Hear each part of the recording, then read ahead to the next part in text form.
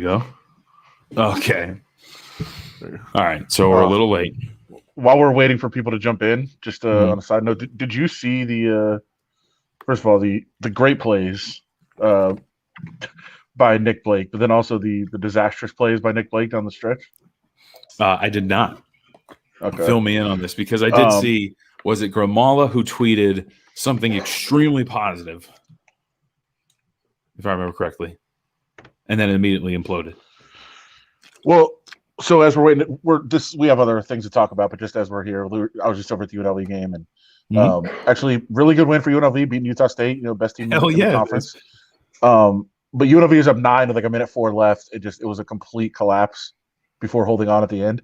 Nick Blake, who I thought played really, really well, missed a dunk when they were up. I'd have to reconstruct the timeline. I think they're up 5, and they kind of threw over the top. Blake was free. Ordinarily, you might hold up and wait for a foul, but they weren't even in the bonus, and you just heard the coaches, go score, go score, go score. So he went to go score and just missed the dunk. So that's obviously not By the way, Utah State goes right down. That's got to be the coolest aspect of the empty gym, right?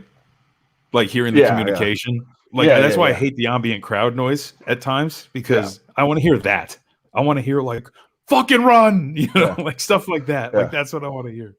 But UNLV in full scramble mode, and actually TJ Otzelberger, listen, I know people don't like excuses, but I do think there's a difference between reasons and excuses. We talk about this all the time. He just said, listen, we haven't had a game with like a 8 to 10 point lead with a minute left. Like we haven't been in that situation, and like that's a learning process. So they did collapse, but then so Nick Blake missed the dunk, and then they go over the top to him again. He's all by himself, and I think he was thinking too much about missing, so he traveled. So he basically failed on 2 straight breakaway dunks in the final 30 seconds, which is not ideal. But the reason I was even bringing this up, a few minutes earlier,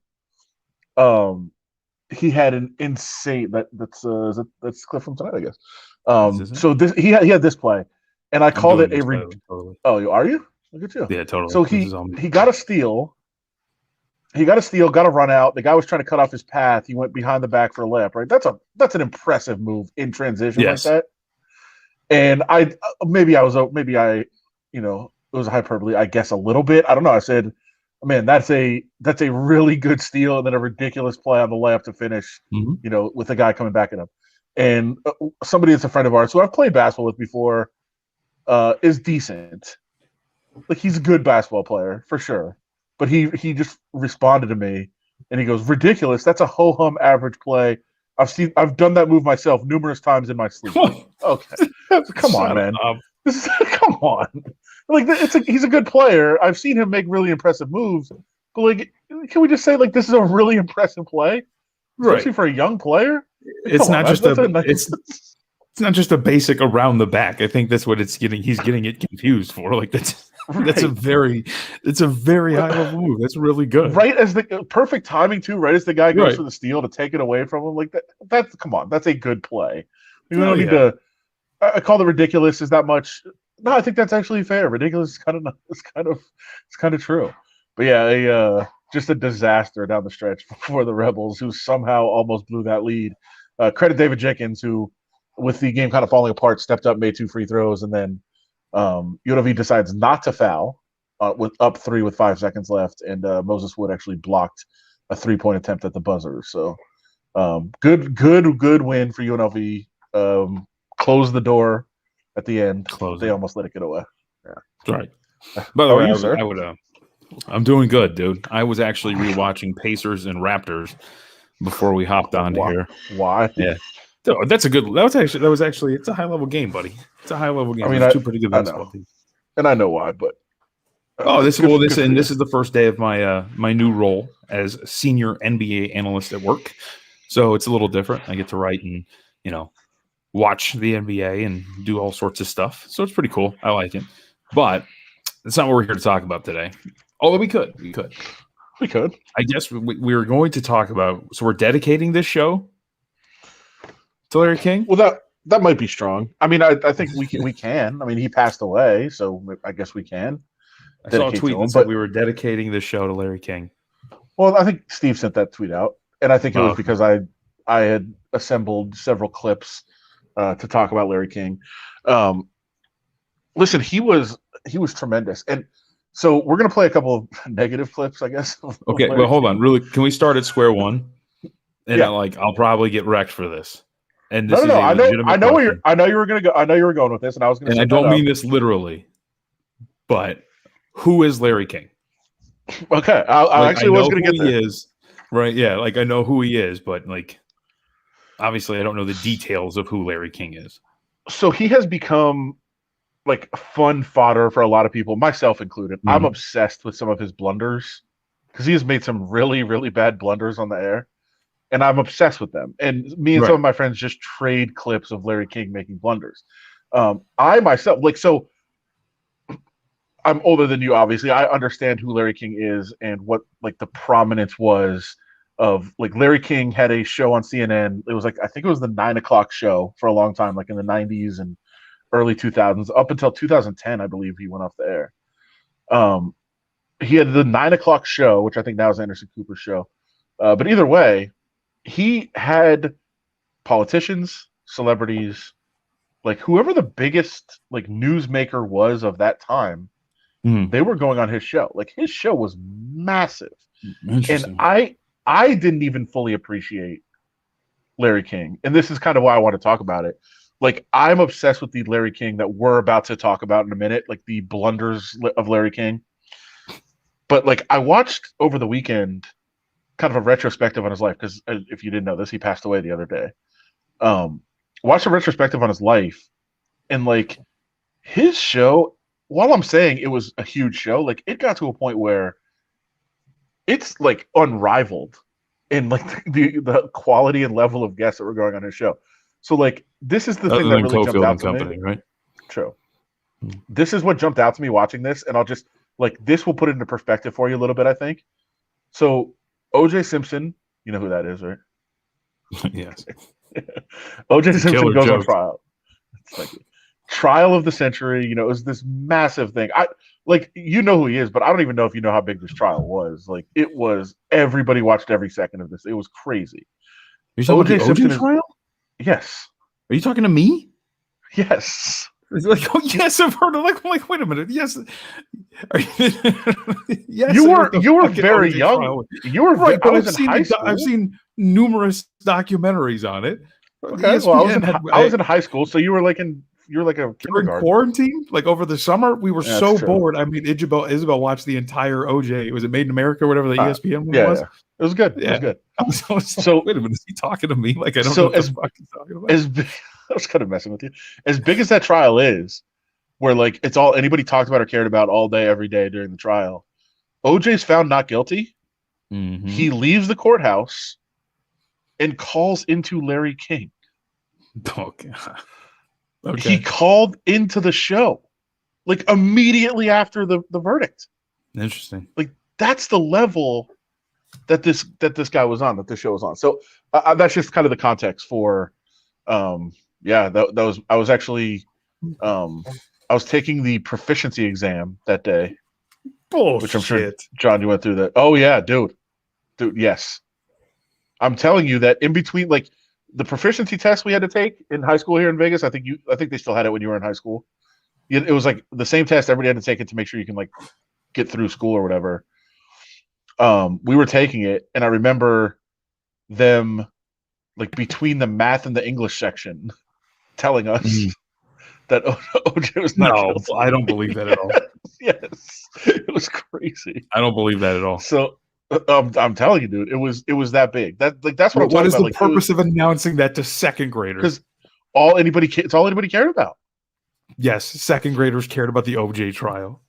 Dude, I'm telling you, this is how big it was. So that's the other thing. Larry King is very well known for how many marriages he's had. He's had a lot. 8. I think. Yeah, I was gonna say 7. 7 or 8. So, do you think he honestly entered every marriage with full intention of spending the rest of his life with them? It's very heartbreaking if you really think about it in that perspective. No, he didn't. I don't think he did. Now, so this is a great background on Larry King, because the Larry King that I know is the one we're going to talk about. Right. Like that's the perception. Right. And I figured he was much more, of an important figure, right, than the one in the version that I had seen. I'm not, dumb enough to realize that a man makes it to be that very famous without being relatively good. He did. Thank you, Cash. He did marry the same woman twice. Married the same woman, so it's really only 7. Okay, he married the same lady twice. I appreciate that one. So yeah, so he is massive. So the jokiness of Larry King, and Cash is a friend of mine who we like to trade Larry King clips with. But I'll give you the background, John, and I'll see what you think about this as an interview style. He clearly goes into interviews not knowing who the person is. I know that about a lot of times. And so he says it's a strategy that the viewers at home don't know a lot about the interview subject. They're trying to find out about the person. So I want to ask the same questions that the people are going to ask, which it makes sense on its surface. Now, I think he'd fire back at you and say, you probably shouldn't be this idiotic about some of your interview subjects. But he has gone through quite a stretch of kind of failing a little bit. And CNN, I said, let him go in 2010. He stayed on the air in some form through different websites and things. So a couple of the best hits. And I think, I sent you a couple of them. Do you have like an order? You want just random? You want random? What do you want? You want potpourri? Should we start with the Seinfeld? Seinfeld is like the most famous kind of the disasters of Larry King. You tell me when you're ready, buddy. Yeah. So Jerry Seinfeld not happy with one of Larry King's questions because clearly Larry King did zero research on Seinfeld. You gave it up, right? I did. They didn't cancel you. You canceled them. You're not aware of this? No, I'm asking you. You think I got canceled? Are you under the impression I got canceled? I hurt you, Jerry. I thought that was pretty well documented. Is this still CNN? Don't most shows go down a little? Most people do also. But... Yeah, no, I went off the air. I was the #1 show on television, Larry. Do you know who I am? Jewish guy, Brooklyn. Yes. Okay. 75 million viewers last episode. Why you? Don't take it so bad. Well, that's the big difference between being canceled and being #1. Okay, I'm sorry. We'll be right back. Jeez. B-movie opens. B-movie opens. A resume in here for me. B-movie opens tomorrow. I mean, that was almost unfair of Jerry. See, that's why I feel I don't know. I don't really like Jerry Seinfeld that much. Like, he seems like an annoying person. Clearly, the ego was a little bit out of control in that one. So I come out pro Larry in that clip. Yeah, I don't think it's that bad. Now, you probably should Larry King going like this, like throughout the entire time. Seinfeld is talking. Now, it is to be fair, it is like the biggest show in history, and there's no way it was ever canceled. He probably should know that, but it's not like he made an accusation against him. Right. You also don't need to continue to belabor the point. Whatever. Right. I get it. That's that's Seinfeld's humor or whatever it is. So this one, we'll play this one next, just because I think it's fresh in a lot of people's minds. They just saw it in the last couple of weeks. It was actually like one of his last episodes, I believe, that this happened on. The DuckTales one, which this is just Larry King being completely out of touch. Like, he has somebody on his show and he thinks they're just a celebrity. Not everybody that's an actor is a massive celebrity who's extremely wealthy, John. Okay. A luxury you can't live without. A luxury I can't live without. Coffee. I really like good coffee. It's not a luxury. You can get it anywhere. I guess, yeah, I like good coffee. I love coffee, too. I like nice socks. Socks. Your socks, would you put in your shoes? Yeah, I really love them. I like kind of cozy feet. You're attracted to your socks. I'm attracted to really nice running socks. Like, I'm always looking for good running socks. That's not a luxury, though. Coffee and socks are not a luxury. All right, give me a luxury. What luxury should I have? Private plane. Larry, I'm on DuckTales. Okay. I like how mad he gets at him initially. He's like, coffee, that's not a luxury. You fucking commoner. Just assuming this guy is like a billionaire. Yeah. This guy that nobody has really ever heard of is on DuckTales. Like, dude, Larry, settle down with your questions here. Dude, I got to tell you, that's a good bounce back. I'm very much pro Larry King still at this point. Wait, you're pro Larry King on that one? That's awesome. I like how he gets mad at him. He gets accusatory after a bad question. That's so good. All right, that's a negative on Larry King. What are you doing? So, okay, our socks, like, is a really nice pair of socks a luxury? It shows you what kind of shape I am. I didn't even know there were running socks. I just wore socks. Yeah, I just wore socks. That's fair. I actually just realized that I have a hole in the sock that I'm wearing right now too. So, are they running socks? No, oh, they're Reebok socks, but they're. Did I just call out Reebok for making socks that get holes? My bad. So right, do you have next? You have two more? I have two more. Correct. Okay. Roman Polanski and the Unfortunate Lady. So wait, is the Roman Polanski one the one I sent you, or the one that Steve sent over? I'm gonna look at the ghost in the window, and he can give me a thumbs up. It's a tough one. Okay. I don't even think he's listening. Steve found a different clip. So let me he might have sent it back to me. I'm just gonna fire it. You ready? Yeah. Poper, let's go. Crazy Cannon. Joining Lawrence Silver with us now is Deborah Tate, Roman Polanski's former sister. Can you pause it? Can you pause it? All right, you might not know the problem here, so let me give you the background. All right, I'm going to rewind too. Go ahead. So, do you know Roman Polanski, Sharon Tate type story? I know the plan. I know Roman Polanski, the name. I cannot put it to an entity. So Roman Polanski was involved with Sharon Tate. Sharon Tate was murdered in the we're getting to the J. Lawrence. Sharon Tate was murdered in the Charles Manson massacre thing. So Roman Polanski was the husband, but he wasn't allowed back in the U.S. He was kicked out for underage sex charges that are bad in their own right. So this is the sister of Sharon Tate who was murdered in the Charles Manson massacre, and he's referencing Roman Polanski, who is, still supportive of the family and still kind of a part of the family, but he's not around. Okay. So that's the background of this before we get into the story. Okay, here we go. Joining Lawrence Silver with us now is Deborah Tate, Roman Polanski's former sister-in-law, the sister of the late Sharon Tate. On a personal note, I knew Sharon Tate, had interviewed her a couple of months before a tragic murder. What do you want to see happen? I would like to see this whole thing go away. I think that there's been a lot of time that has passed, and we need to bring it to an end. You ever talked to Roman Polanski? I have. Well, how can you have a civil conversation with someone who so brutally murdered your sister? Roman didn't murder my sister. You can cut it off. That's good. Okay. Are you still pro Larry King at this point? I can't. I don't even know. So this is where maybe you do research. Yeah, like maybe the research. Brutally, he was so shocked. But he still might be listening. Like in his mind, he's like, "What the fuck? You're still friends with this guy? How could you do that? That's insane. I would never be able to do something like that." He didn't murder my sister.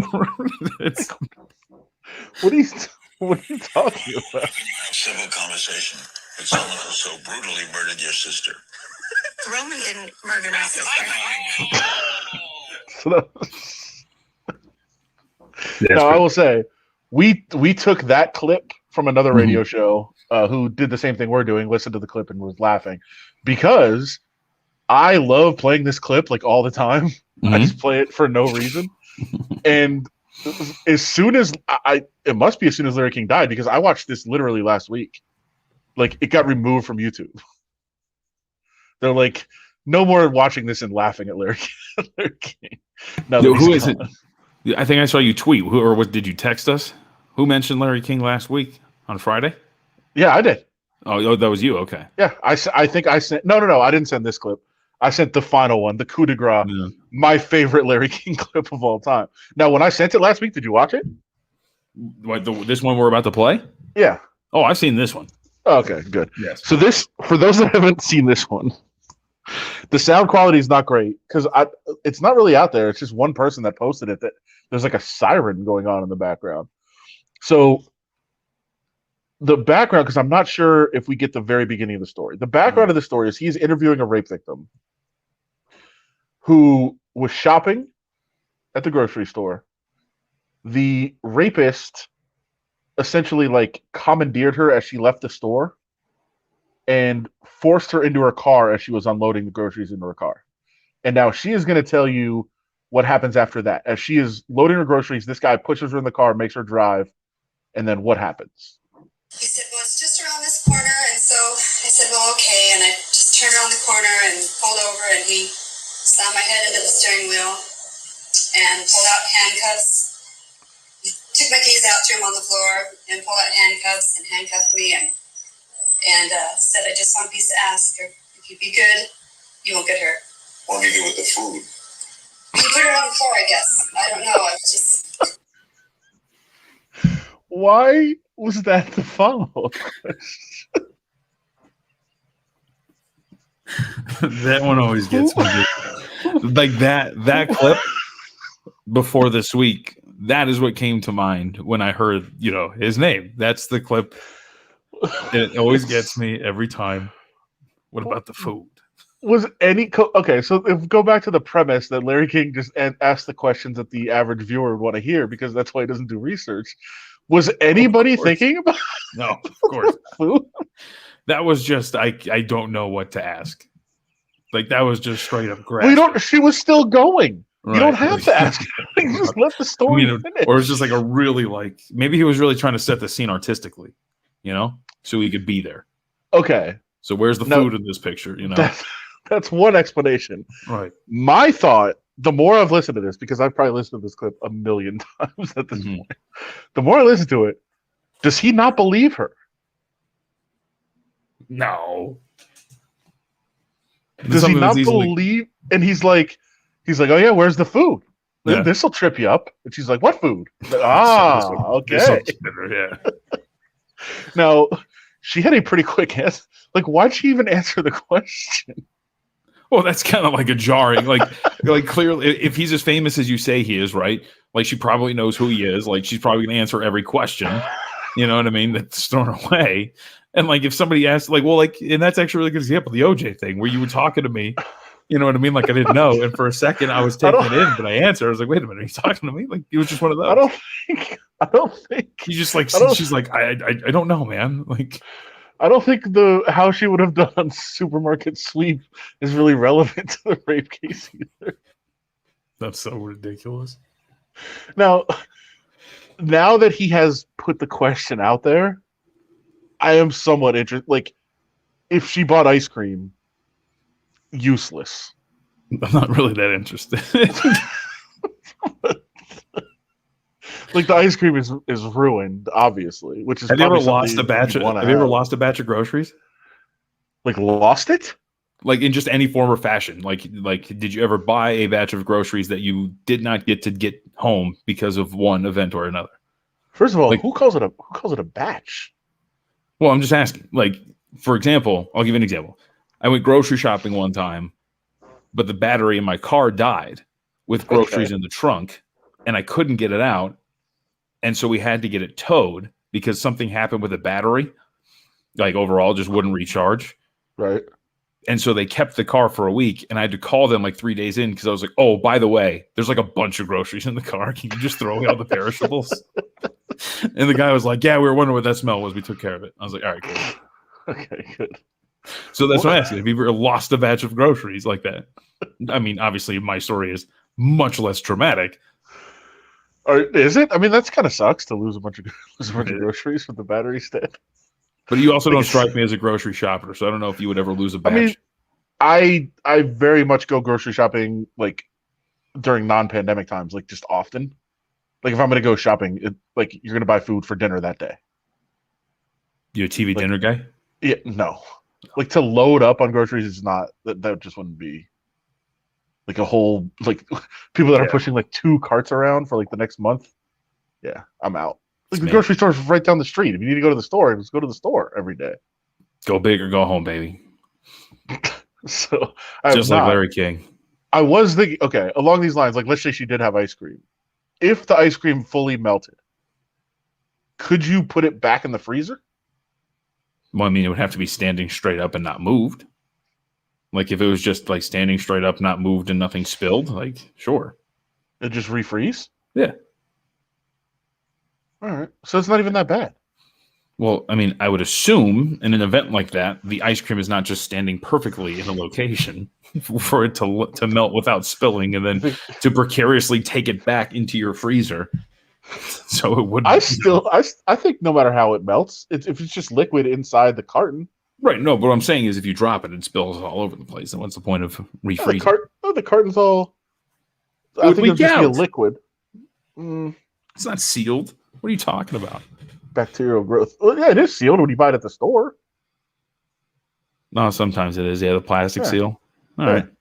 Or are you thinking like the box or like it's like the box, the oval, the cylinder one with the top on it? I think that's different. Ice cream. Apparently, ice cream refrozen will have bacteria. Doesn't mean you can't refreeze it though. So I'm still right. So after the 4 clips, you were pro Larry King after the first one, after the Seinfeld one. Where are you now after getting through all of them? I mean, he made me laugh, so I'll be pro Larry King. Okay, I don't think. First of all, I don't think you're supposed to be going for a laugh when you're interviewing a rape victim. Like, I don't know if that's the right time. Definitely not.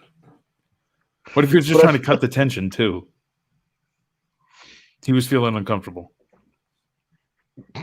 I guess so, but I mean, it doesn't really explain the rest of them.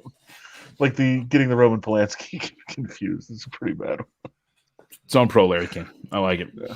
I'll have to read up more. I was more interested when Hank Aaron passed away. I was more interested in reading up on him, but obviously I'm a sports fan, so there's a Hank couple Aaron of over Larry King. I mean, like my interest level when Aaron passed away, and we did the show, Steve and I, on Friday, and I was telling him I read the obituary and there's a couple other things I have bookmarked to read about him as well. But I found myself more engaged about learning about the history of him as opposed to Larry King when that happened. You know what I mean? What did you learn about Hank Aaron? Like, is there anything that stood out? Well, like we were talking about on Friday, just the amazing hatred that man had to deal with for just being really good at baseball is absolutely incredible. And all the preparation around that and his big moment. I mean, I think that's I don't think that'll be the takeaway of a lot of people. I think a lot of people just want to be like, he was great at baseball, but it's so much a part of his story. So it's pretty incredible, dude. Like, and incredible is obviously like a negative incredible. And to put to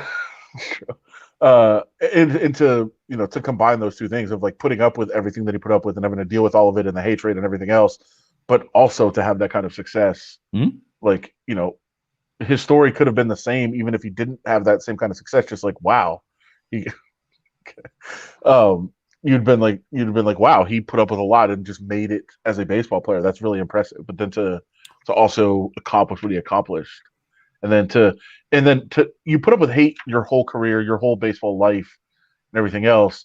But then when you're finally going to accomplish the biggest thing you can accomplish in your sport, it gets even worse. Mm-hmm. Like you would think at that point it would get better for you. Yep. Right.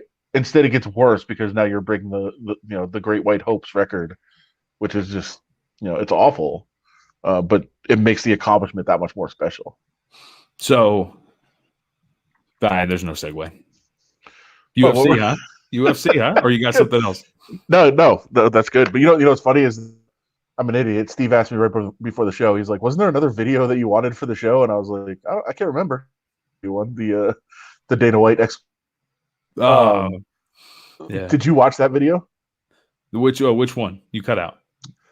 The UFC had to cut a fighter this weekend. Okay, so I heard I was watching the post-fight press conference and I was hearing questions, but I had it on in the background and I was like something about a bag and a dude, was he jumping and somebody the Abu Dhabi authorities, so what the fuck happened? We'll get into that one. Okay. Let's talk about the fight first. I guess if you're so inclined. So I'm more interested in a couple of things. So one, I don't know where there's a lot of angles to go here. So I'll go with this. It has been a long time since Conor had a really high leverage fight, right? Cowboy fight. I watched it. It wasn't exciting. I kind of knew what was happening. Or at least we all figured what was going to happen, right, in that fight against Cowboy and why that match was there. So he wins with relative ease. So this is the first fight, high leverage fight, obviously worth something, meaning something since the Habib fight, right? I would say, right? for Conor. I can't remember the order of his fights. Well, that was by the way, that was only 2 fights ago. Right. But it seemed like it had was been a long minute time. Ago. Right. That's a long time.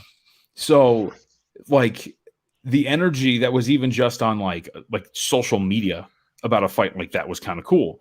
And like even in a couple of instances, and you guys saw like, you know, at work at VSIN, like the selection, like giving analysis on the picks and like the responses we would get on it and everything like that. But I was amazed by just overall having like a high leverage Conor fight again and what that actually, like the buzz around it. Like the guy is pretty nuts when it comes to the following like that he has behind him. That's interesting. Did you think there was a buzz then? I felt it. I mean, and look, I was excited for the fight overall. I was excited for the card. I couldn't wait to watch everything that was unfolding, even though I tried and I missed the first 2 fights. But I was excited for everything that was coming with it. So maybe I was a little more tapped into it because I wanted to be. You know what I mean? But I thought there was a good buzz around it, and mainly because it was Conor. Because there was just a lot of, I don't see any way Poirier will win this fight type of deal. So there was just so much ardent support and energy around Conor. Like, it would have been really cool to have that fight here, right? Like with COVID all aside and what the town would have been like, that would have been a really dope weekend. And I think it would have been bigger for a couple reasons. So I was looking to see, I think one of my friends I thought was still in here. I don't know that he is, but somebody that used to work around Conor actually quite a bit. And we were discussing last week whether it felt like a Conor fight week, because Conor fight weeks are insane. And we talk a lot about being in the bubble. You know, Steve accuses of being, and I think there's times that we are on some level of, especially in the MMA world, of like you're in the bubble. Mm-hmm. But like when Conor fights, that's when the bubble expands to like so many people. Where like, you know, I'm like, oh, this is a big fight week, and then you talk to an average sports fan, like, wait, there's a fight? Like who's fighting? I don't know. Conor, everybody knows it, and it didn't feel like it really expanded much out of the bubble last week. But I think there's reasons. One, nobody could be there in attendance. 2, like nobody can be around each other, so it's not like you're sitting at a bar like hearing people talk about the Conor McGregor fight. You're just not out and about and around people, so you're not getting that. If it is happening, like you're not getting the interaction with people that it's going on. And also the press conferences were at like 6 a.m. here. 5 a.m. I think the main press conference was. So like you're not getting people that are watching it live. It's not on ESPN Live, or if it is, it's in the middle of the night. You just don't get that same level. And it's in Abu Dhabi, so far away, out of everybody's mind. And it was focused Conor. It was subdued Conor, which is a different level. So weird, dude. I thought it was so weird how lovey-dovey he was with Poirier before the fights. Like, there was so not McGregor. You know what I mean? It was so weird. I get having respect, but like, call him a bitch every once in a while. You know what I mean? Like, do something, you know? Well, and let's go. And Conor has he's never really, it's gonna sound weird. He doesn't really fake it. Like he puts on a show of himself, but like you can usually tell whether he likes or dislikes the guy that he's fighting. So like if he likes the person, he's hyping himself. If he dislikes him, he's going after them. With Poirier, he really respects him, likes him, and you can tell. And he wasn't getting to that level. Now, people around him, and you know, I talked to some people that were there in Abu Dhabi, just said he's not doing anything crazy because he just is so locked in on the fight.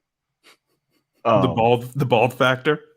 Going bald. We were discussing how much of a, you know, how much that adds to the intimidation factor. What do you say, 0.04%? No, I said 4%. Like 4%, but you have to be in shape. You have to. So be in shape. You can't be bald and fat, because then you just look jolly. But you think Conor did look a little bit more intimidating than usual this week? Oh, sure, yeah. All right. Outside of the old school braid he used to have, or whatever he used to rock. Yeah, I couldn't. Yeah, that was good. I couldn't tell if I thought he was more or less intimidating. No, he definitely looked less intimidating when he got knocked out. Like when you're laying there knocked out bald, it doesn't look good. Right. That's not a good look to be just bald looking up at the arena lights. Wait, so I was gonna say really quickly. So go back to that when it comes to that, because I thought that was, because the one thing that I thought was really weird, Adam, and you know, look, I'm very much based on like, you know, tangible stuff and whatever. I don't really like to talk about, you know, emotion, because I can't really guess how these guys feel. But I would say that the things that Poirier had going for him was that weird thing with, like, because I'm with you, like the whole week leading up, you know, I'm watching, you know, embedded and like things like that. And I'm like, yeah, I don't know. It doesn't really feel like Conor. I'm still excited for the fight, but he's definitely a different, it seems, carrying himself in a different manner. But Poirier still, like almost every turn, it's a different class. He's got no chance, like all of this stuff. So while you don't get all of the hoopla from Conor, you also get to focus on the fact that like this is one of those instances where it seemed like everybody was just like, yeah, Conor's going to win. Let's talk about Khabib and Conor. Let's put out a clip of Dana trying to convince Khabib to come back and tell him that stupid fucking line, right? Like, this fight's trending pretty big, but you and Conor, bigger. Like, Poirier had that working for him. You know what I mean? Like, I would feel as a fighter to feel like you have no pressure. Everybody thinks this is over, that you're going to lose. And you lost in the first round last time when he caught you behind the ear with the left. Like, you got nothing, nothing going for you. Why not go out there and perform very well? And I thought he did. Well, yeah, that's just people not paying attention. I mean, Dustin Poirier got so much better since the last time they fought. Of course. And not just like getting better in the gym. Like, look who he's competed against. He's fought against the best of the best fighters and beaten almost all of them except for Khabib. Like, he's fought everyone, and Conor hasn't really fought. And I will absolutely make the case, and it's not really going that much on a limb. Taking that Mayweather fight was so bad for his career. Now, financially, sure, but I just mean in terms of getting better, improving. He stepped away. He tried to learn a different sport. Like, took a year away from MMA training to learn boxing. Now that's a year everybody else, the field catches up to you. Yep. And then you're kind of out of your element. Man. Yeah. Yeah. And so you go back and look at like the stances that Conor had early in his career, the really wide kind of karate stance that he could mix in there, like all these different ways. Now he's just like, he looks like a boxer. And what happens to boxers? What do we say about boxers all the time? You go in the MMA cage, you're just going to get your legs kicked to death because you can't stand like a boxer. And that's what he fell victim to. His legs were just dead from all the leg kicks, and he wasn't checking any of them, and his legs were just sitting there.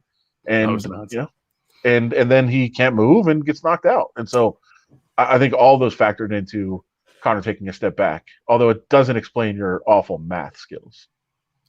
Mine? Oh, didn't you? The time? Didn't you want to talk about that? Well, first of all, I couldn't figure out the time at all last with the fight in the round. I never got that. For what we're referencing is, when the time of the fight or when the fight is called, the time that is listed, I always forget whether it's into the round or time left in the round. Right. What is it again? It's they count down obviously on the clock in the cage, but you have to count up for your bet. So you basically just look at all the rounds are 5-minute rounds. So you just look at 2:30 being halfway through the round. And if it's past if it's less than 2:30 left, that's the over.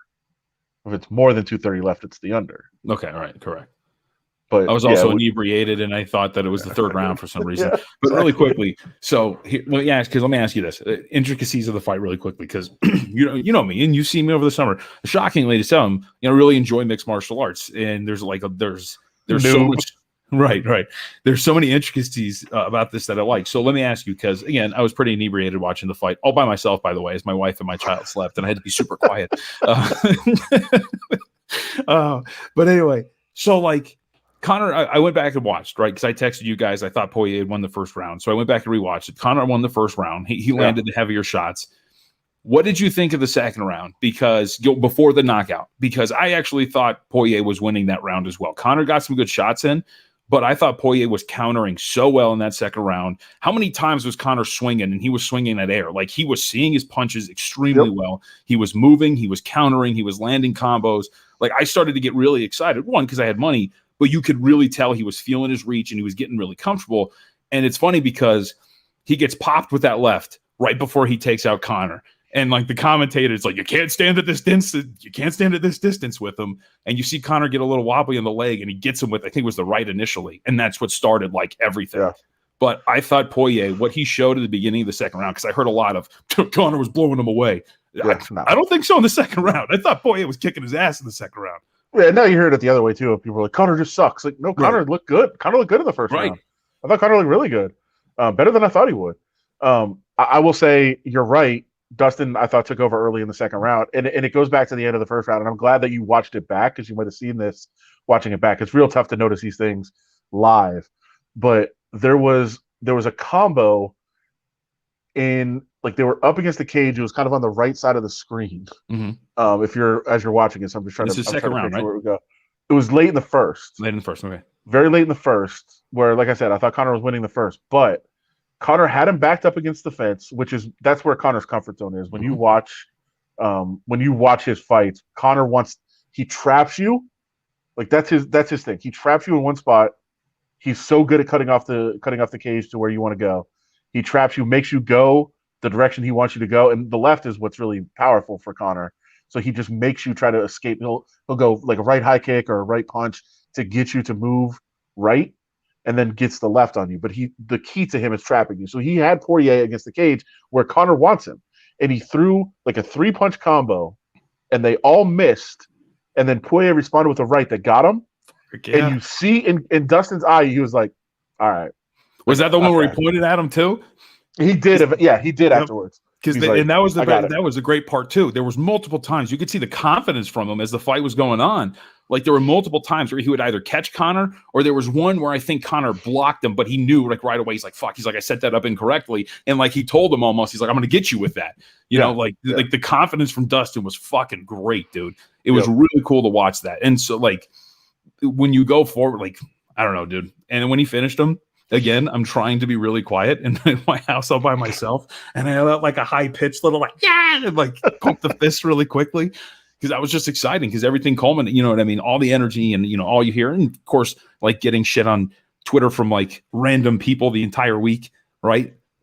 Everything feels good, but that was a really cool fight, and I thought the card overall was really cool. I thought it was good. Right, really good card from Bellator again. Michael Chandler. Yeah, Chandler. What was Hooker's plan? What the fuck was he doing? Well, Chandler got him to. So Chandler's a really good wrestler. Yeah. And so Chandler, I have thoughts. He's a really good wrestler, and I know that Hooker was scared of the overhand right because clearly usually when you have a wrestler, and this kind of goes back to like the Team Alpha Male and all that stuff today, but like wrestlers learn that overhand right, like they can wrestle, and they've got a lot of strength, so that's the biggest punch they learn. It's probably the easiest one to land. Like that's what they're really known for. And you could tell Hooker was like, "You're not getting me with that." And Chandler, I thought, had a really good game plan. He trains at a really good gym in Florida, but he had a really good game plan of, I know what Hooker's going to be scared of, and so I'm going to have a game plan to counter what he's going to be scared of. So Hooker basically just circled away from the overhand right the entire fight. It only lasted a minute and a half or whatever. Well, he just circling away from frustrated. He was getting pissed. Like at one point he swung and like he hit air, but like obviously like it was because Hooker kept backing up, and he looked like he's like, "What the fuck are you doing? Like get over here." Yeah. But Hooker's play, he was like, "You're not going to take me down. You're not going to give me the right. I'm just going to keep circling. And at some point, Chandler was like, "All right." So he got him going that way, and then got the left. Yep, is what he landed with, and that's not really his thing. He's got it in his arsenal certainly, but he obviously had that plan. He knew if this guy is just running for my right hand, I can get that left as he moves away from it, and his momentum's going to move into it, and I'm going to get him. So I thought that was really interesting. And if Brady's talking about, first of all, Chandler did the the Ric Flair goofiness, like all right. But then the thing that a lot of people took away from the press conference, and I assume this is what you're talking about, is and I'll get your thoughts on this, John, because it's kind of it's a weird little thing. But Chandler said he hates when a fighter like a fighter knocks somebody out or chokes somebody out and then like comforts them. Like, I knock you out and then I kind of like pick your head up and like, "It's okay, buddy," and like rub your head. And Chandler's like, they do it all the time. Really? They do it all the time. It's so, and they're like, "Good fight, buddy," and like tap them on the chest or like that comfort them. I'm just picturing literally somebody like cradling an unconscious. No, but they'll hold their head and like, "Hey, good job," like that kind of thing. And he's like, let them just sulk in their loss. Leave them, because then it's on the defeated person. Like I knock you out, and then I'm like, "Oh, good job, buddy. It's okay." Now it's on you to be graceful back, like instead of like, "Get the fuck off me," because then you look like an asshole for doing that. So like Chandler's like, "Yeah, don't do that to people," and because they were like, "Why didn't you go over to him or whatever?" And he's like, "I'm not gonna. I don't like when people do it to me. I'm not gonna do it to him." It's like, I'm not being disrespectful, but I'm not going to be the, "Hey, buddy, I just beat your ass. Good work, buddy." By the way, before we play this, can we agree that it would have been very funny if he had blown out both of his knees when he did that ridiculous flip? It would have been kind of funny. Sure. Like, I thought he was. He didn't even land it properly. I thought he was fucked. I honestly did. I was like, holy shit! Like, this is going to be bad. All right, which one's this one? All right, so this is Dana White being asked about Atman Azatar. So for those that don't know, they were on Fight Island in Abu Dhabi. It's basically, it's called Yaz Island. It's a tourist island in Abu Dhabi. It's like there's an amusement park. There's a Formula One track. It's an insane, like, secluded place where, you know, people go in Abu Dhabi. It's basically closed off for just the UFC events now, because obviously no tourists can get together and do that stuff. So right now it's closed off for the UFC. So it is a legitimate bubble. Like, when we talk about bubble environments here in the US for sports, like, they have a bubble. He's going to move there. It's you, yeah. Well, the W takes care of him really well. I know that. So I mean, they love it there. But it is like a true bubble. You can't get in and out. Like, there's security checkpoints where you're not allowed to go in, and everybody has a wristband. I know a lot about it because I actually got the details on it because I was supposed to be there for the fight. So I have, like, all the, you know, paperwork of what you can and can't do, where you can and can't go. Like, when you get there from the airport, they put you in a hotel room. They deliver your food to you. You can't leave for 48 hours quarantining. You have to get 3 negative tests in that time, all that stuff. But then you can't go in and out. Like, you're stuck there. So a fighter decided he needed something from someone. Somebody needed to bring him something. And they came up with a plan. Settle down. KC Chief. It's a Farah Hannon. I don't know how to spell her last name. It's Farah Hannon is how you spell it. But yeah, so she asked, what is going on with this situation? It is crazy. And Dana explains what happened, why this fighter is in trouble. Wanted a couple updates. Atman Zayatar, it said something to do with, like, a kind of a security breach. Can you talk a little bit about that and what happened? Yeah, so he and his team cut the wristbands off and got them to people on the outside. This guy got in inside the bubble, went in through a room, shimmied down 4 balconies, and went in through his balcony and dropped off a bag of we don't know what. And then changed his clothes and then went back out outside of the bubble. So we got everything on camera. We saw the whole thing and how it all went down, and pulled his fight and cut him. Atman Zayatar, he's cut his release from the UFC. And Nasrat Akparast said, the statement said he was ill. Is there any update on him and what happened with him? This is more boring. So, okay. More just what the guy got sick. So the shimmying down the balconies. Did they watch it live, you think? Like, you think they were watching on camera like the whole time? They're like, what is this? And they called people around the monitor to watch it happen. You know what I mean? I assumed that they caught the guy and then went back and looked at the video. Tapes. I would have loved how did this happen? That would have been good. The changing the clothes is great. As Brady said, there had to be an IV in the bag. Like, yeah, possibly. Or, like, he could, like, I don't know. Right, this whole point, you really don't know. So people were speculating, he's bringing them, like, PEDs or whatever. That's not really how that works. Like, you don't take a PED right before the fight. There's some steroids for your fight, bro. Right. Like, that's not how that works. So the IV gets all vascular and just fucking ready to go. The IV makes sense because they're banned now. Like, you can't just rehydrate that way. Right. So that it does make a lot of sense. It also could just be like, what if he was like, yeah, I just love weed or I love cocaine or whatever he wanted to do. What if he just really wanted to play his PlayStation 5? Like, what if it was something you can bring bad that like in that? though. You can bring like, it he in. just forgot it. He forgot it. He's like, you gotta bring it to me, dude. But I think in that case, if you're bringing something like that, don't wait, what day was it? What day was it? It was the day before the fight. Friday. Okay. Yeah. Yeah. Good night. So, you know like, what I mean? do you like? I really need this. Right. It's been a good luck charm. I don't know. Like, there's so many possibilities, but at the same time, there's not. Like, if it was something stupid like a PlayStation 5, fresh baked cookies from his mother. I think you just go to, like, the security gate and you're like, hey, this guy needs his PlayStation 5. Like, is there any way that, like, somebody can come pick it up from the gate? Get out of here. He's like, all right, I brought the change of clothes. I know what I have to do.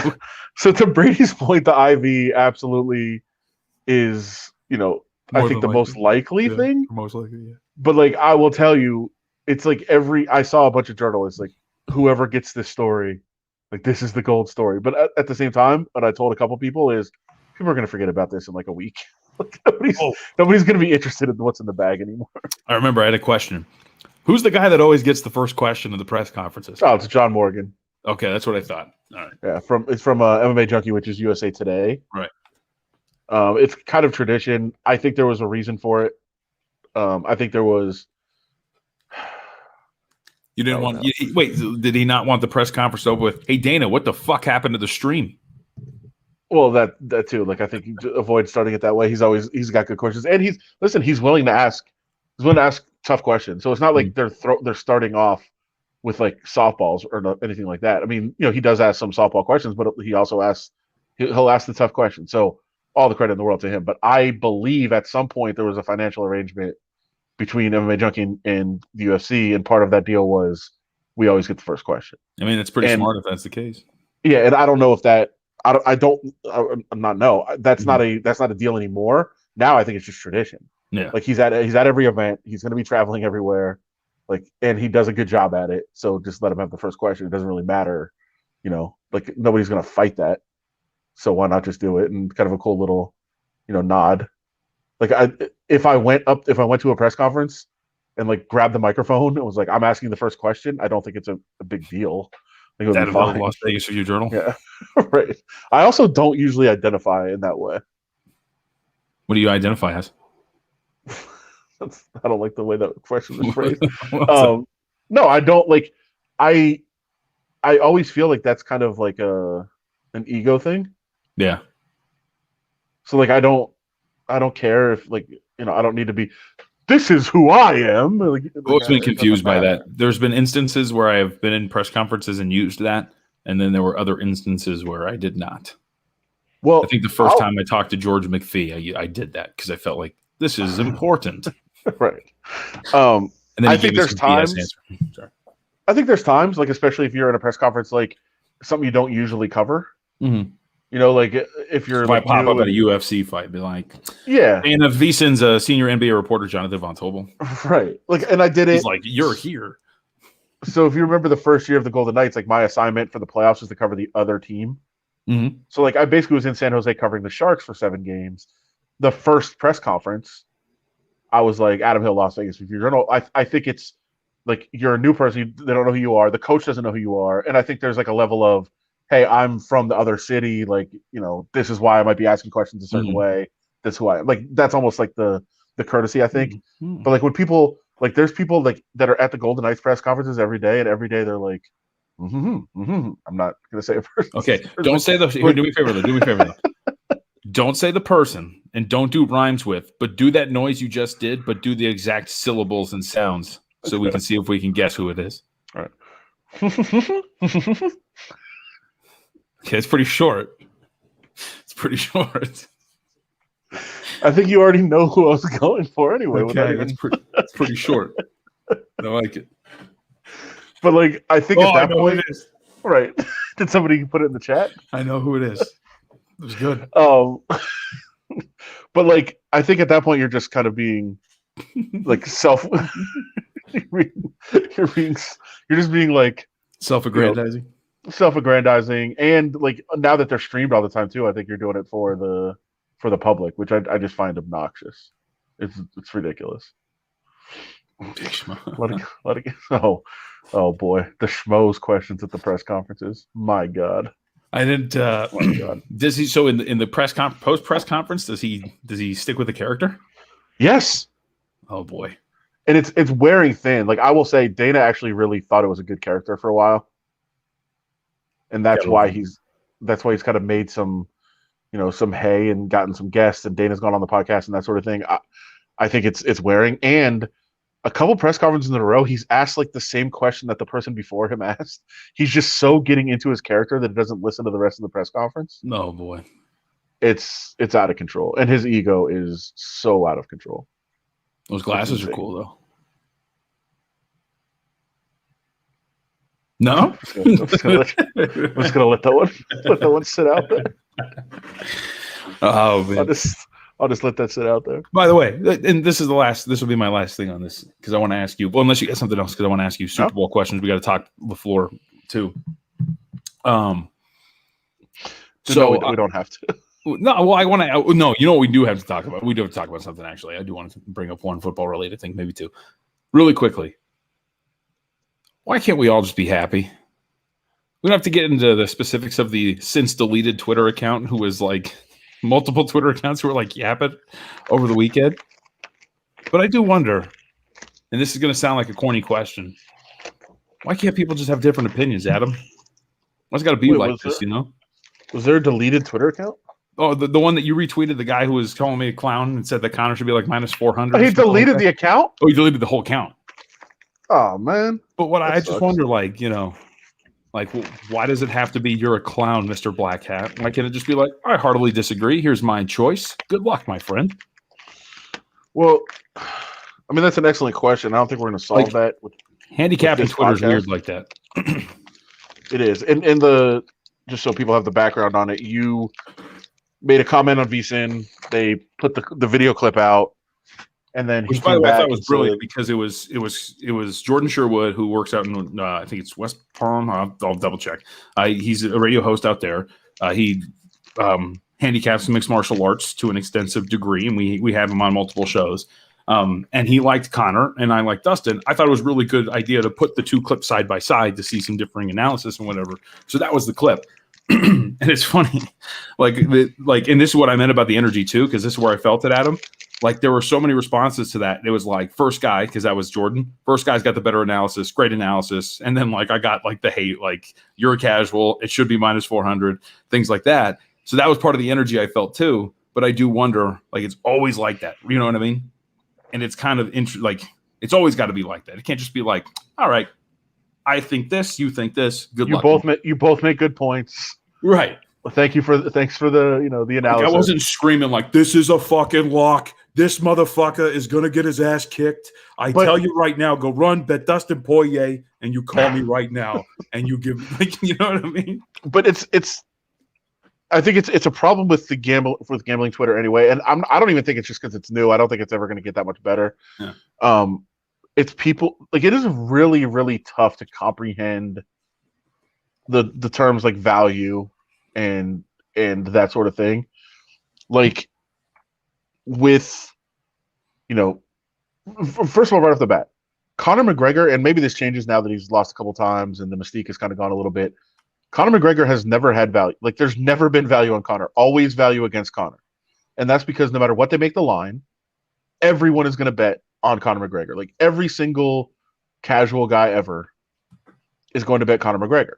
So the line has to be inflated so that you can take money on the other side. And to Adam's point really quickly, on the Westgate, the Sunday preview show, I had John Murray on, and John said that exact thing. He's like, when we opened this at like minus 180, we thought we had included like the market's overvaluing of Conor. Like just to give you an idea of like what the market does with Conor McGregor lines. And like, trust me, I've been talking to odds makers about MMA for 14 years now. Like I understand how this process kind of works, and that is how it works. Like you put a line up on Conor. If you thought the line should be like minus 150, Conor minus 150 in the fight, they put up 180, just thinking like, okay, people are going to bet on Conor no matter what we put it at. We have to inflate it a little bit to 180. Then the line gets bet up to like 330 at one point. I think when you were discussing, it was like $3. But obviously, no matter who wins, even if Conor McGregor wins the fight, even if he wins it in 5 seconds, the value is on Dustin Poirier. The line was too high. The market pushed it way too high. Like that's the value side. But I still heard, and I actually didn't hear your guy. I didn't hear the Jordan Sherwood analysis. But I did hear another, prominent MMA handicapper he said he max bet Conor, and he said Conor has value because Conor wins every time he fights. I was like, no, that's not true. And I thought quite the low right now. I thought that analysis was reckless. Yeah. When I heard that one, but clearly the value was like I did something I never do, and it's not because I was trying to play both sides. It's because I reconsidered. I had to turn my pick in for the RJ earlier in the week, write my analysis, and what I wrote was, even if you like Conor McGregor in this fight, you cannot bet Conor McGregor. Like, don't ever bet Conor McGregor in a fight. You're just laying way too much money. If you want to find like, Connor inside the distance or Connor under, like those sorts of things. There's ways to bet on Connor without betting on Connor just to win. You can't do it. There's no value in it. But I did pick Connor, so I'm sure people looked at it and were like, "Wait, what do you mean you picked Connor? Like, I mean, you can't bet on him. Mm-hmm. You can't." Now later in the week, as I thought more, I was like, "Yeah, Poirier is winning this fight," and so I actually had an LA Times talk to me about who I thought was going to win, and I broke it down, and I was like, "You have to bet Poirier. He's winning the fight." So like later in the week, I had changed my mind to bet Poirier. So I didn't like talk about like, hey, I got this one right, because I had both sides on record, so it wasn't really fair. But it was just because I changed my mind throughout the week. But I did right, even in my Connor pick. I was like, you can't bet Connor. Even if you like Connor, you can't bet him. There's no value there. So when that guy came back at you and was like, you're an idiot, it should be $5. He's like, shut up.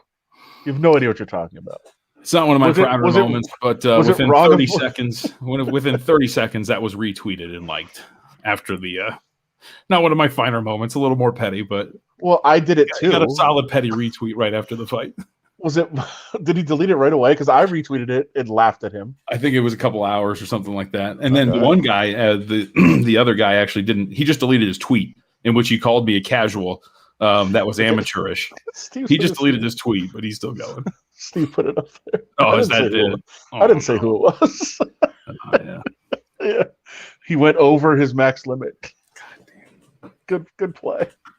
So yeah. I mean, I think the understanding of value and that sort of thing is difficult. Like most people look at value as underdogs too, and that was the case with Poirier. It's not always the case. Like Floyd Mayweather had value. And look, I'll be upfront. One of the things that I had trouble grasping as I came up and learned more about sports betting, and I think this is what people struggle with, right? And I always I've never had this conversation. It's always been a thought of mine, right? But when it comes to money line bets versus point spreads, right? Point spreads are equalizers, right? Which is why you'd be tempted to bet on the Jags. If I were to just tell you, hey, got to bet on Jacksonville to win this game. You're like, I'm not betting on that. But if you're talking about Jacksonville catching points, right, that's more, it's an equalizer. And I think what people have trouble understanding when it comes to value on money line is, regardless, it's win or lose, right? There is no point spread. There is no way that if you bet on the underdog, you can still win while they lose. And I think that conflates the value conversation around money line, right? Because I think to a layman, it would be, what do you mean? Like the price, he's still the best fighter and he's going to win, And I think that's why there is that struggle of minus 400 and not realizing that the implied probability of somebody at minus 400 is you're saying that he's going to win that fight almost 80% of the time. And that's a really insane number. But just be nice. That's all I'm saying, bro. It's like to have conversations, bro. Well, was it nice to retweet and laugh at it afterwards? Fuck yeah. That's not nice. But he started it. I wasn't rude to begin with. Sure he did, but still, you can't say be nice and then not be nice to somebody. He started. All I did was retweet it. Thought it was a good point. I think I did 45 LOLs. Good call. So speaking of, I LOL'd at Matt LaFleur, who decided to kick that fucking field goal. Good at the end of the game. You also LOL just so people know, and it's not me bringing it up, but you did it. You also said the Josh A LOLing. Oh, dude, that's good, right? Oh, I want to get to him. But actually, and I think there's a bigger conversation about how we view quarterbacks. It's nuts, but regardless. Yes, Brady, he did start it, and I don't really care. Don't start what you can't finish, bro. So I don't want to spend a lot of time on this. We did go back and forth on the phone earlier when I was on Cofield and Company. So let me just ask you this question. In that situation, what maximizes your win probability? On fourth and goal. Going for it. So it was the wrong decision. That's it. No, we're in agreement on that. Right. That wasn't my case. I get it. You're just arguing to argue. No, I'm arguing the way people are arguing about it. And actually, this kind of ties into Alan when we get to it, and we can segue to it. But the way people are arguing about it, they're talking about it like it was the worst decision that's ever happened. It's inexcusable to even go. How could you possibly make that decision? And what I was saying is, on the win probability chart, and there's several different charts, and I think the PFF one had a 3 percentage point difference. The one I was operating on, it's a 0.6% difference. It's less. It's barely a 0.5% difference in win probability. And I'm not a win probability. I'm not a win probability expert. I would agree with the PFF model. That is worth more. 3%. You are drastically changing your situation, right?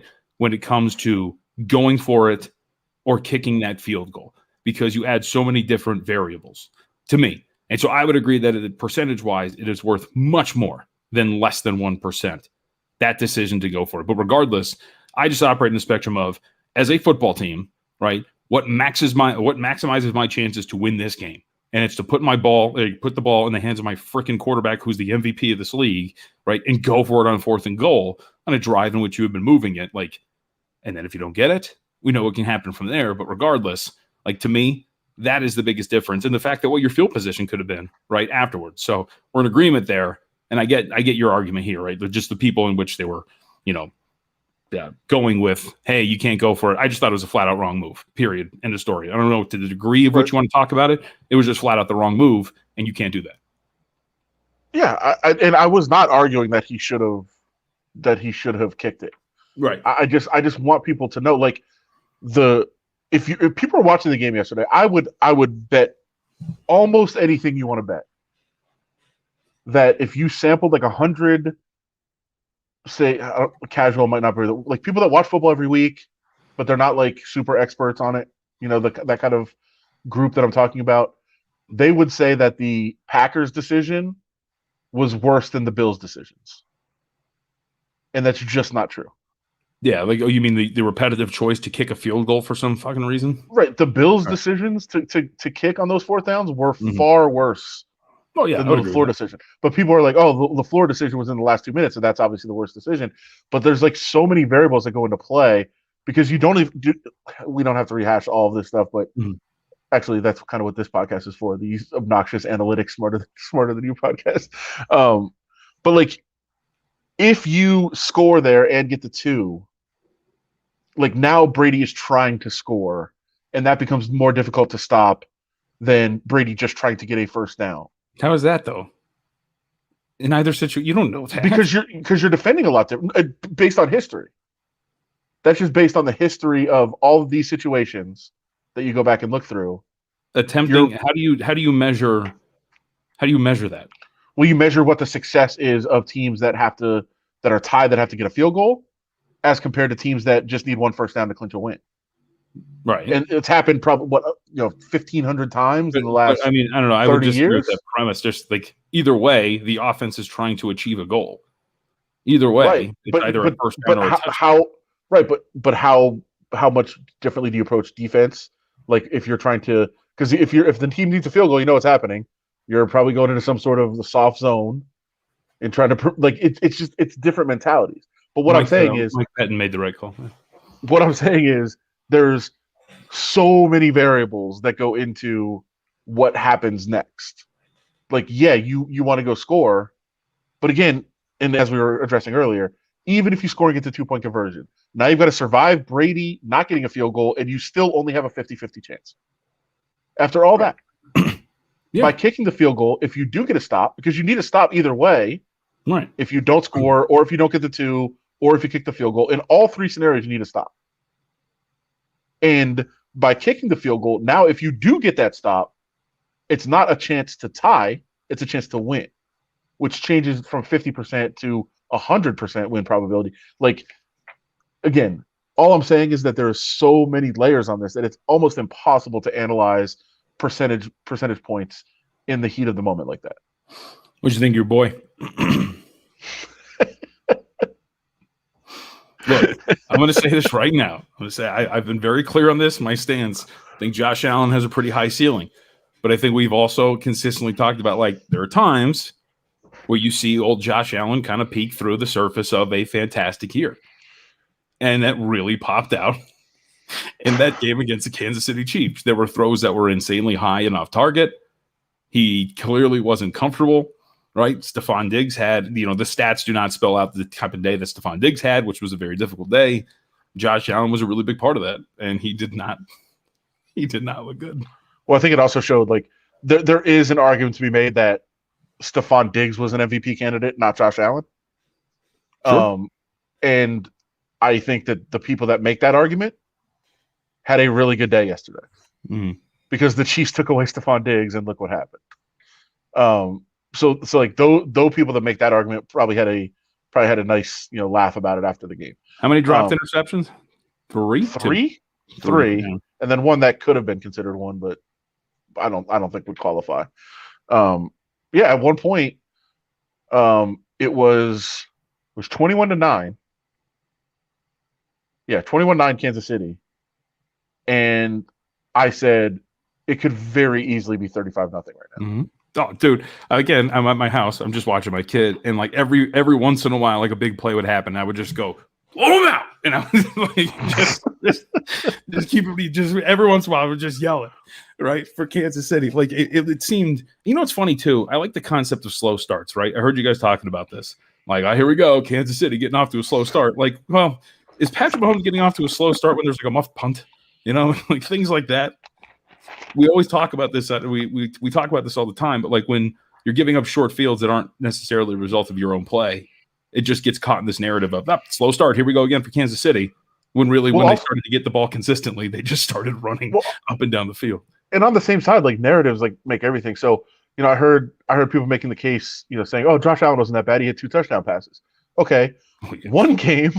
They got the ball at the 1 yard line, and he threw a flanker screen for like that does not count.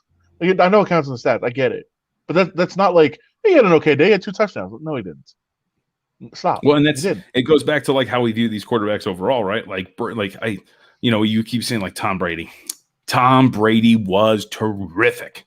Wow, Tom Brady doing it again. I'm like, he threw 3 interceptions. He got bailed out by Godwin on another terrible deep ball, which he caught early on.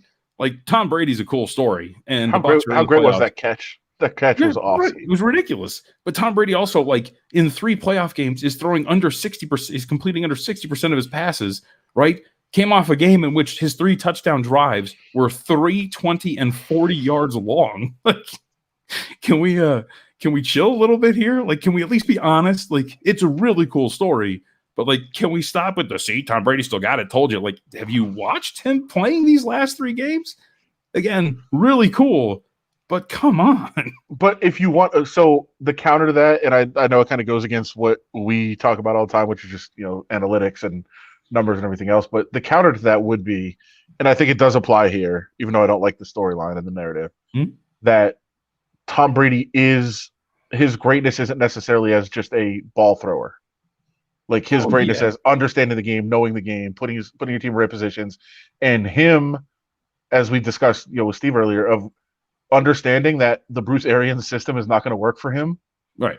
And changing up a lot of what they do, going through a lot more, as the PFF guys pointed out, a lot more play action, because that was helping them, find better lanes, find better seams, and he was more comfortable in play action. And that's how the modern passing game works anyway. But Brady implementing a lot of that, because they were second to last in the league in percentage of play action passes run through week 12, and then they totally turned that around.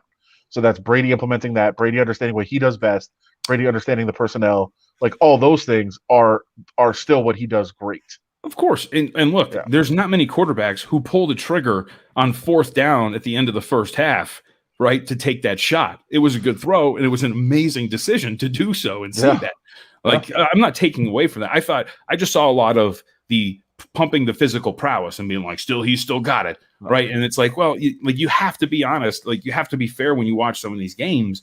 Like, the Bucs offense has not been great through these first few games. Against Washington, they were fantastic. But outside, like, the last 2 games, the Saints held them under 5 yards of play, right? I mentioned the short touchdown drives. The Saints had the ball, and they were on the verge of going up 27-17 before it all fell apart on them. So that's all. That was my takeaway. It's like the narratives that we surround all these quarterbacks with, Patrick Mahomes and the slow starts, even though I would argue the slow start for the Chiefs wasn't like their fault. Tom Brady and that. The fact that Aaron Rodgers now is getting compared to Rex Grossman because he just happens to be 1-4 in the NFC Championship games. Like, it's insane to me, but I guess it's sports. Well, and that goes to, like, the narrative stuff goes to the Josh Allen thing. It's not Josh Allen's fault that people were making the case this week that he's better than Patrick Mahomes.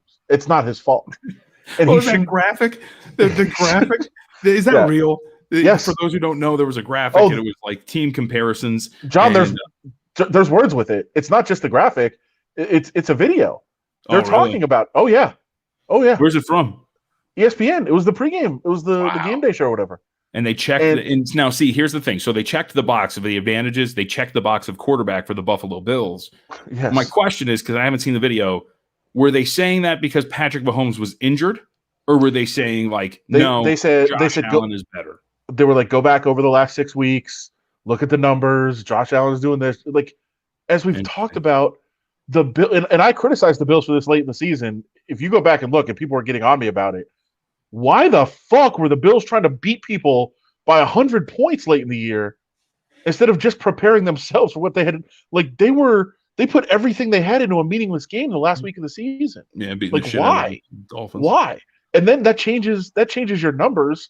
Like, all of a sudden, you're like, oh, look how good they've been. Well, they're putting all these, all their eggs into these baskets for zero reason while the Chiefs are sitting all their starters. Like, you can't compare what the Chiefs did down the stretch when they had everything clinched to what the Bills did when they were playing like it was the end of the world. Yeah, I don't know why you would do that. So yeah, they were like, let's look at the last 6 weeks. He's past him. And then there was that the Pro Football Talk story that came out Thursday or Friday. You saw that one too, right? Reading the headline, but the headline said a lot. The headline said several people around the league say that Allen's not catching up to Mahomes. He's already caught him. Shut the fuck up. And I was like, what? Who are these people? I feel like that's got to be like a runner, right? Like some guy trying to make it in the industry, and he just they stop him as he's delivering mail around the office. Like, what do you think about Patrick Mahomes? And he's like, and Josh Allen. He's like, I think Josh Allen has already caught him. It's like, whoa, all right, we'll put that on record, but thanks. But that's ridiculous. There's things like. He's a my player in Madden come to fucking life. He really is. He is the guy that I made in 7th and 8th grade when I would just jack up mobility to 99, arm strength to 99, you know what I mean? And then just roll out there and purposely run play action runs so that I could just scramble up the left sideline and run it for 99 yards. He's obviously not that, but you get what I'm saying. He's a ridiculously good quarterback, Patrick Mahomes. He gets a little sloppy with the ball. But shut up. That's insulting to him and what we've just seen over these last 3 years. It's insane. It's absolutely insane. You saw Mahomes tweeted out the graphic, right? No. Yeah. After the game, he tweeted out the graphic with a yawn emoji. So good. Which is brilliant. I love that it still bothers him, and it should. That's fucking insulting. Come on, man. And it's not just Josh Allen. Josh Allen, it's one season. Mahomes has been incredible for 3 years. Well, and I pointed it out. I know I tweeted about it yesterday, but they're making the case in the broadcast Pat Mahomes, been there, done that, the wily veteran. Josh Allen, so young, and he'll get there. There's 8 months difference. He's 8 months younger than him. Right. What are we doing? And so I fully out and open. I never thought he could have a season like he had this year. Never. But there were also some very concerning signs. One of them being, and I don't know how people don't understand this, we realize that fumbles are completely a 50-50 proposition, right? Fumbles are random. Completely random. Mm-hmm. And Josh Allen was fumbling a lot this year. And either he'd recover them or his teammates will recover them. That is going to regress to the mean. For sure. Nobody with any sense. ESPN put it on the pregame. That's nuts. It was there. But so the fumbling, you would think that he's going to start losing some. That's going to regress to the mean at some point. Also, the amount of dropped interceptions, and he cleaned it up some, but there were some games that were really bad. Yesterday was really bad. That's going to happen. I'm sorry. If the Jets had any semblance of an offense, the first time they played the Jets was the second time. The one where they were 13.5-point favorites. Yeah. They should have lost that game.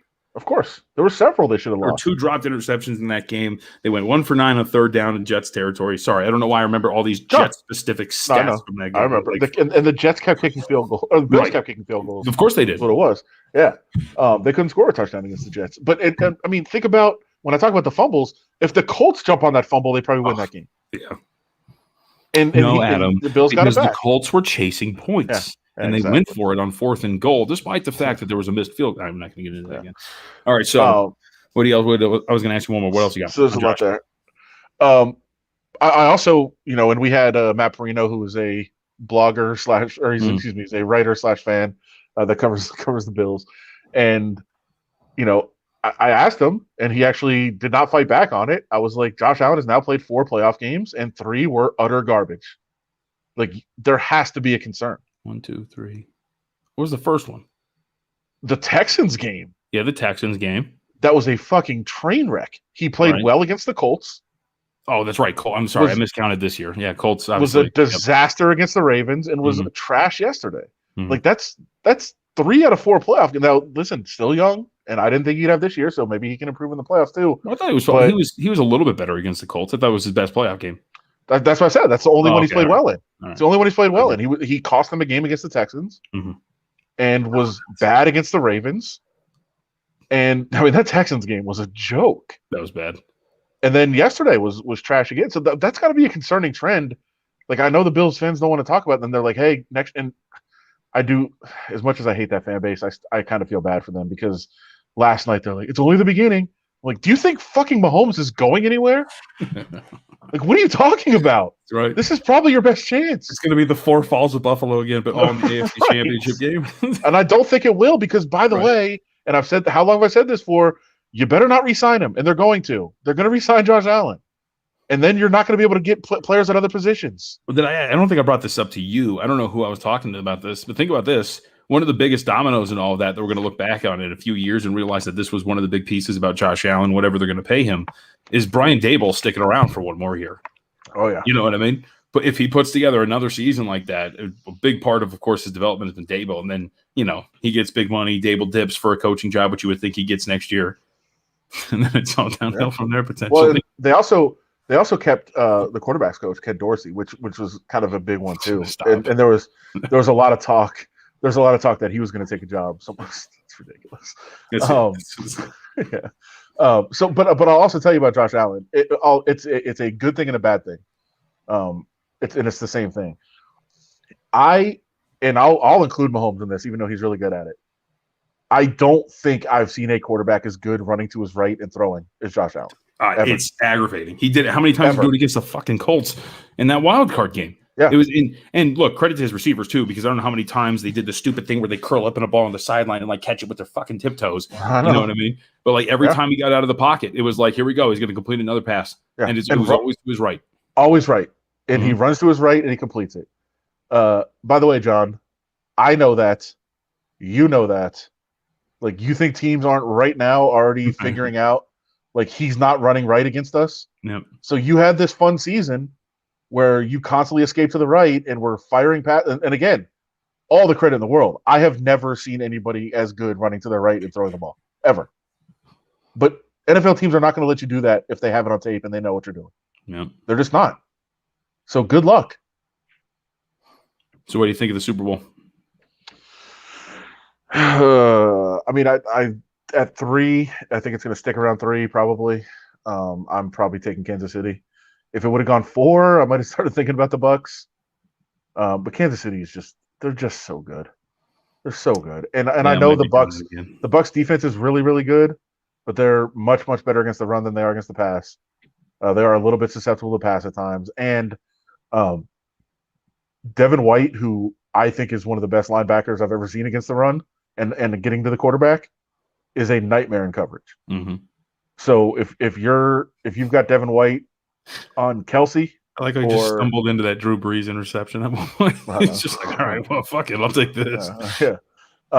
So I mean, if you're ending up with matchups like Devin White on Kelsey or Devin White on one of the running backs, good luck.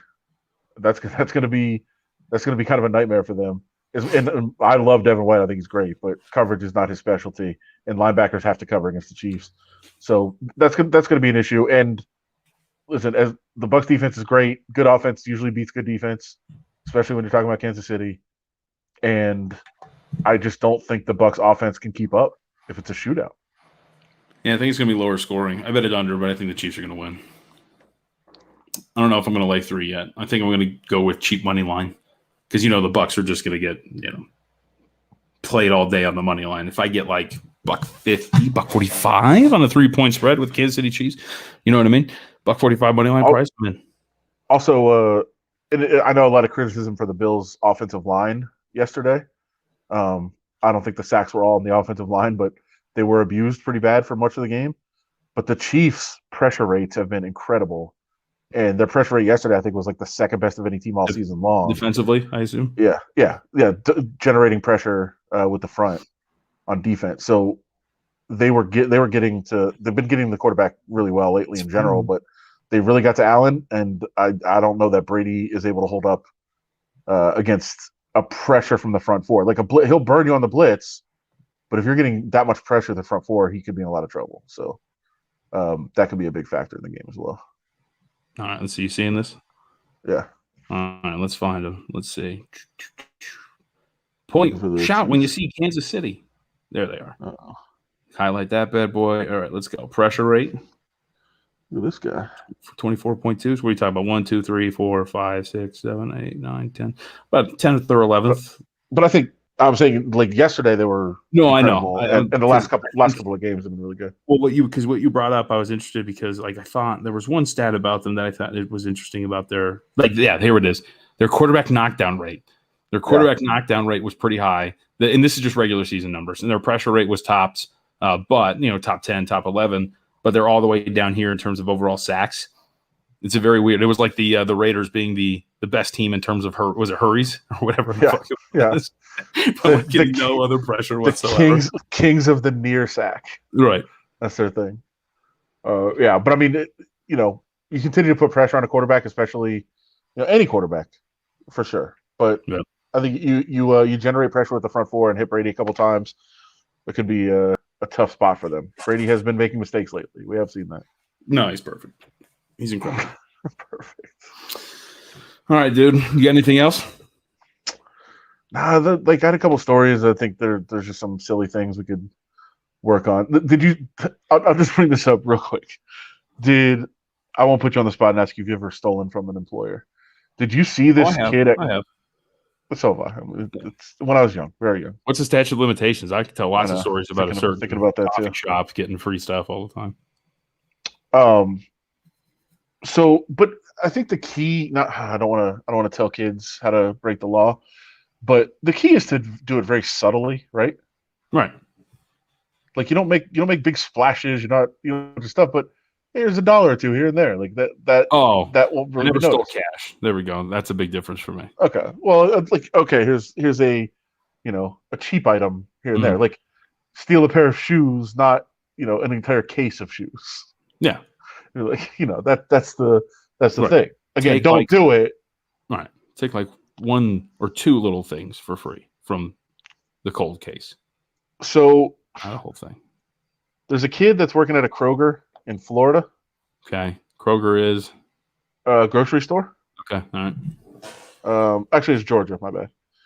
In Gwinnett County, Georgia. Kid's working at the Kroger. He decides, you know what? These returns, you can just kind of make up a receipt and make a return and get some money out of this. Mm-hmm. I think this could work. And apparently the employee in charge of fraudulent transactions was on vacation. So perfect chance. Let's create some fake receipts and let's return the items and get the cash. Well, this kid started off, he's like, here's a $75 charge. I'm gonna take this. Okay, that worked. Nice. Got the money back. I was off a credit card. So he scanned the credit card, returned, transferred the money. I got that. Cool. Let's try 100. Let's try 150. Mm-hmm. Over a week of doing this, he did it 40 times. Okay. Do you want to guess at the total number of returns that he processed and took the money? All right. Given this amount, I'd say it's at least 5 figures. $980,000. Get the fuck out of here. Are you serious? He got so brazen. He got all the way up to an $87,000 transaction. Are you serious? Come on, bro. At what point do you tap out? Because I'm tapping out like 1,000. I think if I'm getting away with it, I'm getting out of there like 1,000. I don't know, man. I feel like I couldn't even go that high. I don't know, but when you got the power, bro, when you're feeling good, You're untouchable. Yeah, well, you're on top of the mountain. You know, you're sticking it to big grocery. But you have to be thinking in your mind, like, yeah, somebody's gonna raise a red flag on this $87,000 transaction. Right. First of all, how do you even know a customer has that kind of line of credit? Yeah. So Like, who's got that? Dark. Maybe it's like a black card, like an Amex Black. Is that Von Tobel? You know. Yeah, that's. Have you ever handled one of those Amex Black cards? Yeah. They're annoying. They're stupid. I don't need to be told that you're rich. I can assume. You know. Here, fuck you, I'm rich. It tells you. It'll tell you. Yeah, you know. Here's my card made of steel. By the way, I'm not tipping for this $60 order. Also, this kid, wouldn't you also, if you're getting away with this, would you spend it like a jackass right away, or would you try to like hide it somewhere so you can spend it down the road? No, I burn it. You got to burn it immediately. Okay. Burn it and then hide, and then hide the things you buy with it. You're like, oh, sorry. Well, he first immediately went and bought a Camaro. Nice. And then totaled it. Oh god. So then he went. You also can't buy those sort of things, though, right? Like, but then he went and bought another one. Oh Jesus. That's ridiculous. Like, what are you doing? You totaled it. Like, oh, I'll just buy another one. He also bought a lot of clothes, shoes, and several guns. Several. Nice. Yeah. Yeah, like, I would buy like petty thing. Like, you can't buy a fucking car. You're on the that puts you in the system. What about two? I guess do you run credit if somebody shows up with cash to buy a car? I guess not, huh? Apparently not. I'll take that one. It's ridiculous. You got to be subtle, man. That's the right. Way. I think that's the lesson to everybody out there. Like, don't be an idiot. Where you work? It's like Kroger, bro. It's a killer business. It's great. Help old ladies to their cars all the time with the groceries. Get $1 each time. I did it 980,000 times. How slow do you like type in that as you're doing it? Like, okay, I'm gonna process this for 87,000. Do you think he was like 870? Yeah. 8,700? Let's try one. Let's try one. He hits it. He's just waiting for the process. I wish I was that. Good for him, man. That's a hell of a move. I'm impressed. All right, that does it for us. That guy's not smarter than us. No, he's not. I would have spread that out by quite a mile, and I'd be retiring. And you got to play the long game. Retire in like 2 years, 3 years. You know what I mean? Then get out. Yeah. You find us wherever you get your podcasts. So subscribe, like, review. We'll be back on Monday. I think I'm on Wednesday with Seren. Oh, but just me and Seren. It's kind of a weird dynamic. I don't fucking know Seren. The Talk Chiefs. Oh yeah, that's a good point. They're in the Super Bowl. All right, everybody.